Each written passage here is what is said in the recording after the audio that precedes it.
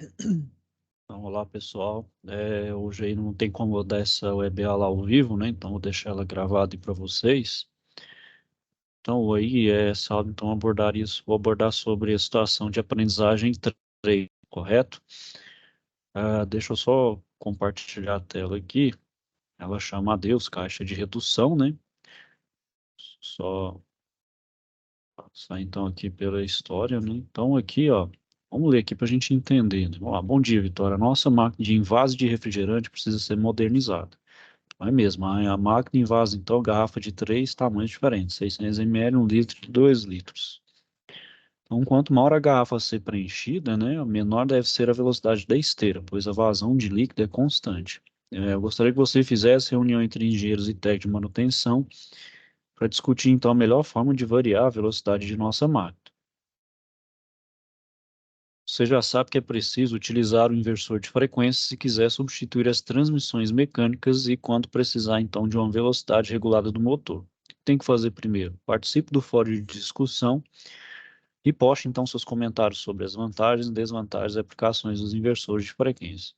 E o que mais? Então, você precisa parametrizar o inversor de frequência inserindo os dados da placa do motor que você possui. As três velocidades devem ser escolhidas por meio de três botoeiras ligadas às entradas digitais do inversor de frequência. Como tem que parametrizar essas entradas? Você deve parametrizar essas entradas e ajustar as velocidades então para 150 RPM, que é a garrafa de 2 litros, 300 RPM, equivalente à garrafa de 1 litro, e 500 RPM, equivalente para a garrafa de 600 ml. E tem que ajustar também as rampas de aceleração e desaceleração. Sim, ajuste as rampas, né, para que o deslocamento das garrafas seja suave e seguro no momento de ligar e desligar a esteira. Precisarei montar o diagrama de comando de potência? Você deve realizar a montagem do diagrama de comando e de potência e verificar então se a partida funciona corretamente. E como serão acondicionadas as embalagens? As garrafas serão embaladas em fardos contendo 6 unidades. A nova máquina aumentou o nível de automação do processo. Você será responsável por fazer as adequações necessárias de acordo com as especificações dadas. E quais são elas? Bom, os refrigerantes chegam através de uma esteira à máquina que os embalará. E quando ela conta 6 garrafas, ela desliga a esteira, isso mesmo. Quando a sexta unidade passa pelo sensor, ela vai desligará o sistema, que é religado então após o término da embalagem do fardo. Então temos que usar um CLP. Sim, o CLP recebe os pulsos de contagem do sensor e controla o acionamento e desacionamento do inversor de frequência. O inversor, então, faz o controle de velocidade, aceleração e desaceleração da esteira. E quais são as especificações do processo da máquina? Veja elas aqui, então, no notebook. Bom, então, especificações do processo da máquina. Velocidade da esteira, 200 RPM, fardos com 6 unidades, tempo de embalagem, 12 segundos.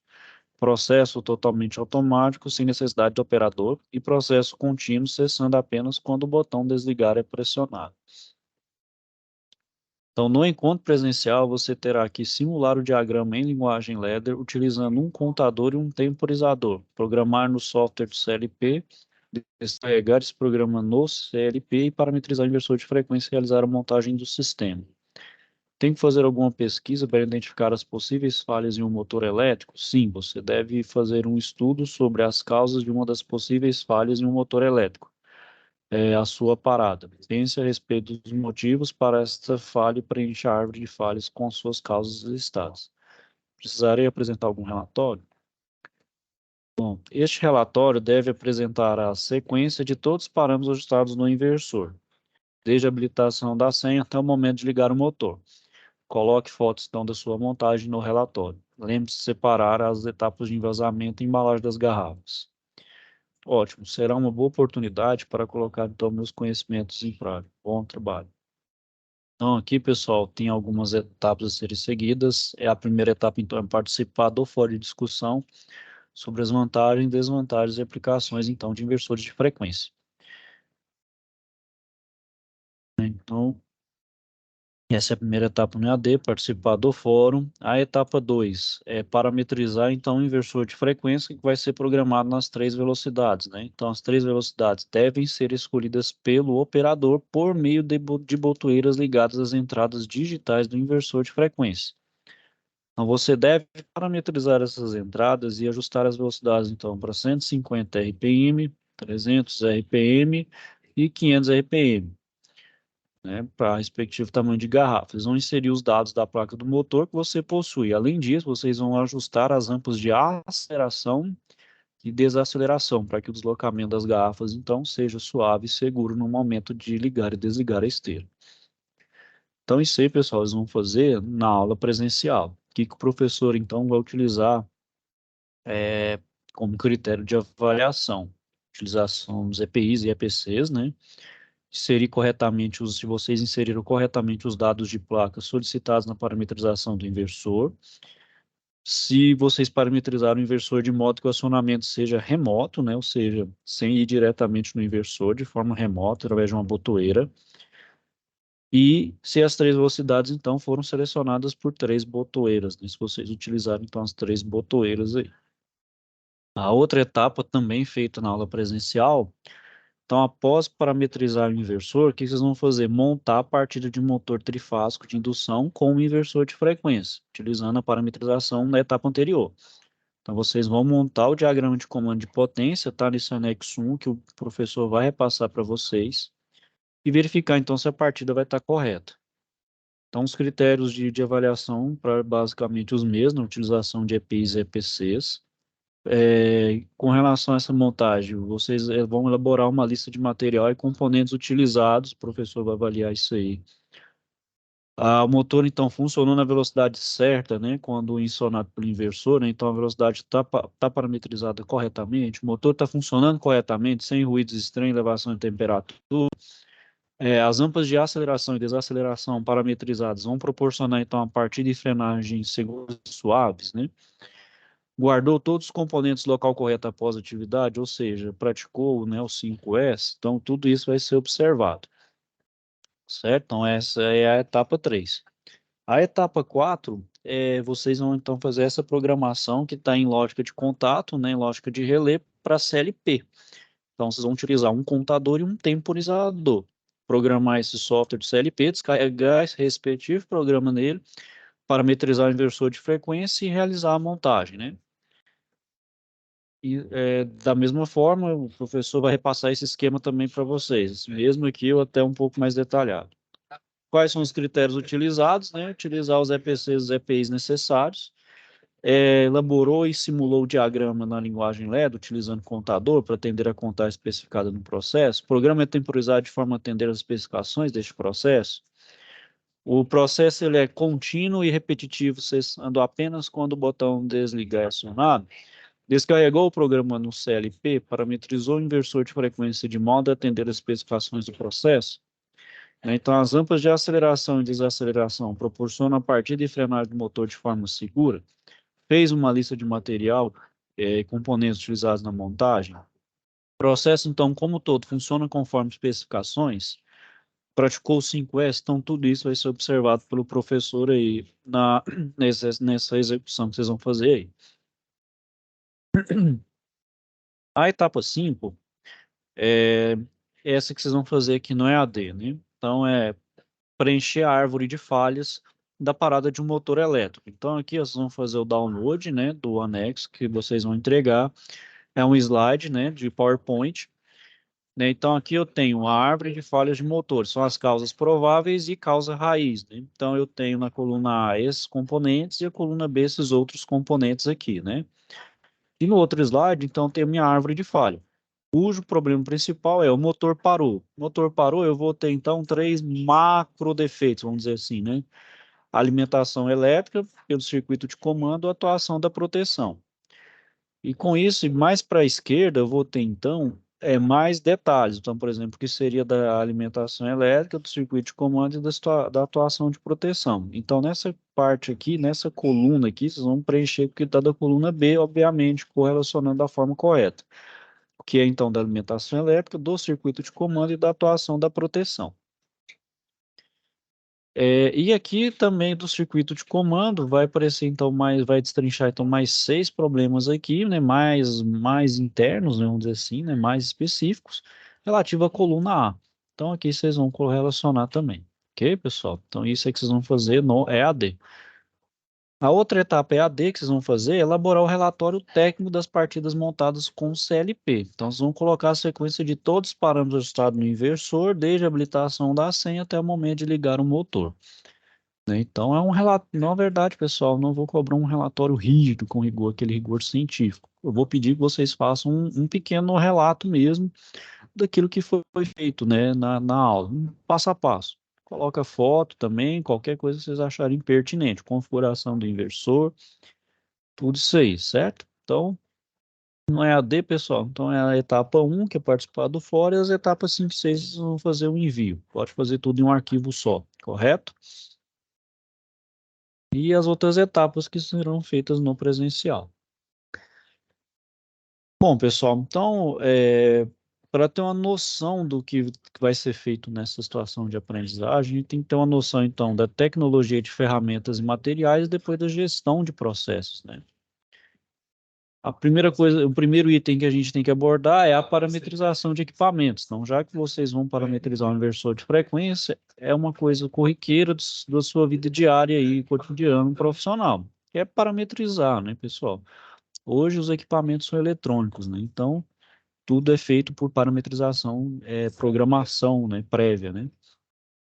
Então, antes da evolução da eletrônica, a variação de velocidade, né, então era feita dos motores era feita de forma mecânica, usando as polias ou engrenagens. Então, conforme então a tecnologia vai evoluindo, foram surgindo os novos métodos, né, até chegar no circuito eletrônico. No circuito eletrônico a gente tem então, o advento do inversor de frequência. O princípio básico então, do seu funcionamento é ele receber tensão contínua na sua entrada e transformar para tensão alternada, né? Então, durante essa transformação, é possível variar a frequência dessa tensão, ou seja, chega uma tensão da minha rede, ela é alternada, o circuito eletrônico do meu inversor de frequência vai modular ele em tensão contínua, né?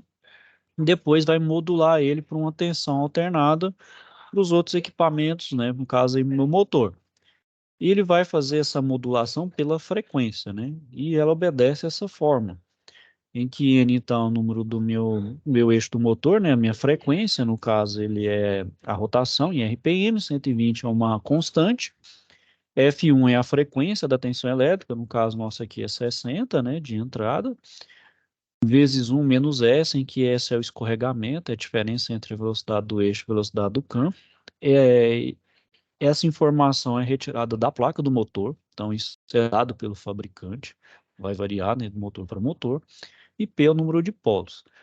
O número de polos no motor, pessoal, geralmente é 4 por padrão, mas vai ter motores de outros polos. Então aqui, pessoal, o que vai variar mais é a frequência, uma vez que o escorregamento e o polo são fixos, né?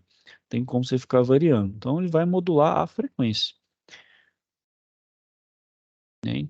Então, a forma como o inversor vai modular essa frequência é que vai dar, então, a velocidade final lá no meu eixo, né?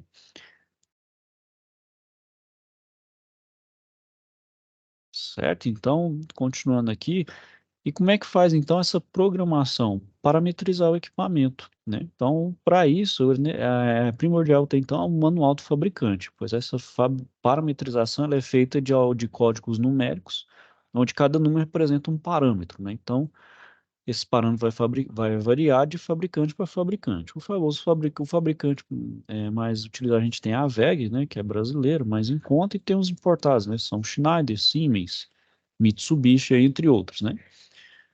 Então, o primeiro parâmetro que a gente tem é onde é acesso.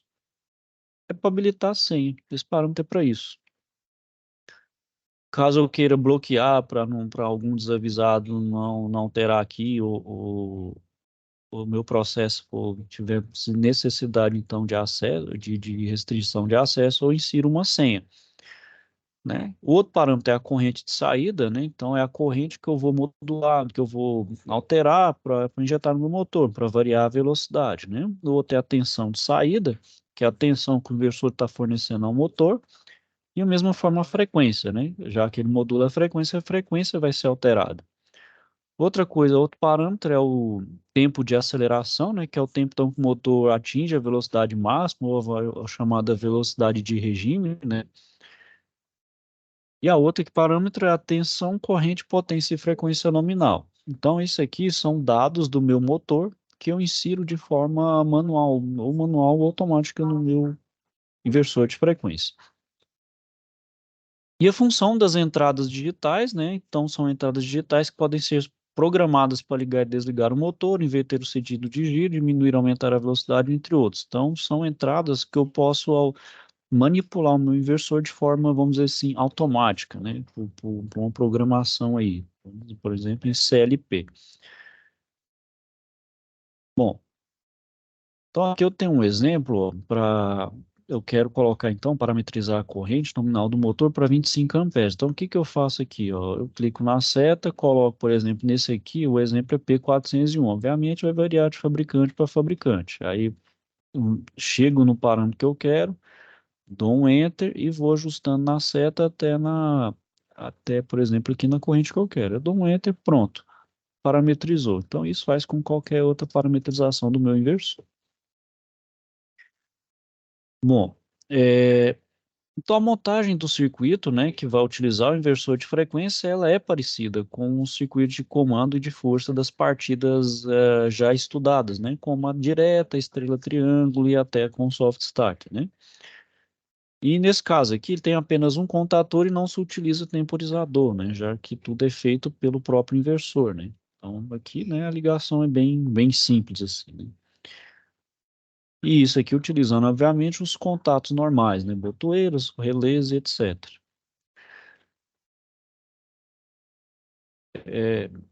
Tem também a ligação do inversor de frequência com o CLP, né? Só que, obviamente, a gente tem que ter alguns cuidados. Por exemplo, meu CLP, ele usa uma tensão de 24 volts, tensão contínua, né? Então, nesse caso, eu tenho que tomar cuidado para proteger, né, meu CLP dessas sobretensões sobre sinal aí, porque pode danificar, né? Então, aqui eu tenho um exemplo, ó. Ter uma saída, ter uma entrada digital do meu inversor que eu ligo no CLP e faço a devida programação aí.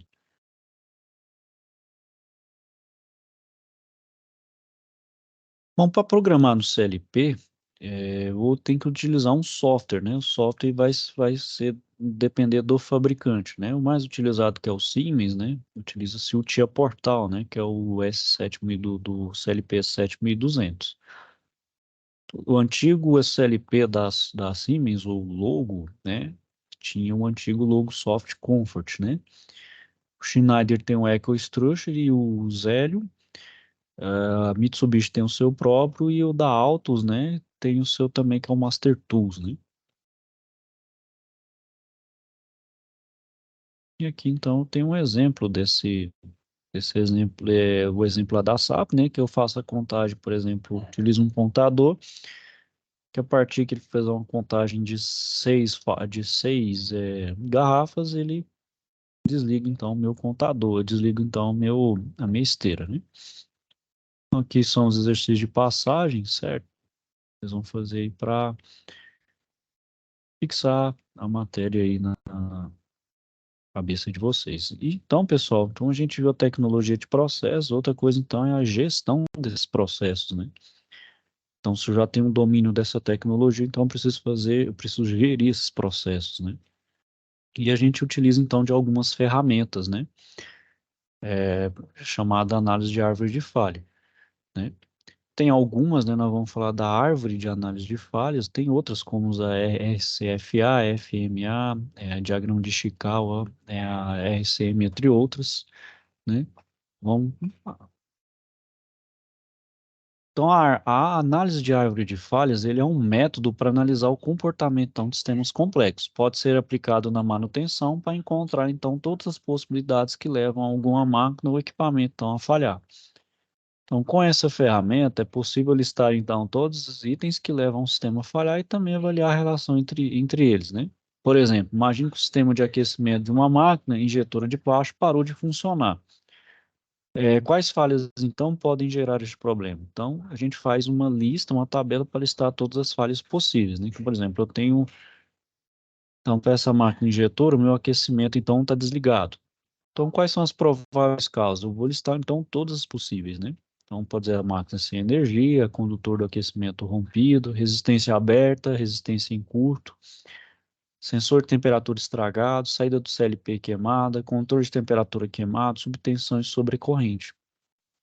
Então, se vocês perceberem aqui, quanto mais conhecimento eu tenho daquela máquina, mais eu consigo listar as possíveis falhas, né? Então, vocês percebem, então, que está diretamente ligado à minha experiência, né? Minha experiência no trabalho com relação àquele maquinário, né?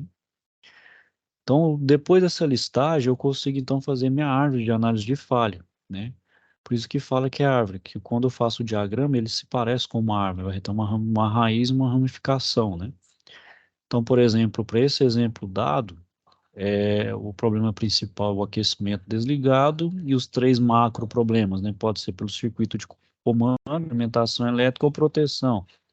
Se for pelo circuito de comando, provável pode ser um sensor de temperatura estragado, uma saída de CLP queimado e o controle de temperatura queimado.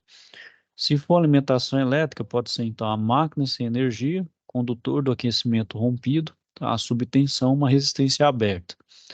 Caso seja então a proteção, uma causa raiz então a resistência em curto e a sobrecorrente. Então vocês percebem que está no formato então de uma árvore mesmo de falha. Então, aqui, pessoal, são os exercícios aí para vocês também fixarem. Vou finalizando, então, por hoje. Caso tenha alguma dúvida e algum questionamento, pessoal, não deixe de procurar, certo? Estou aqui para ajudar vocês no que for necessário, no que for preciso. Então, desejo a vocês aí um bom fim de semana e fiquem, então, todos com Deus. Até a próxima.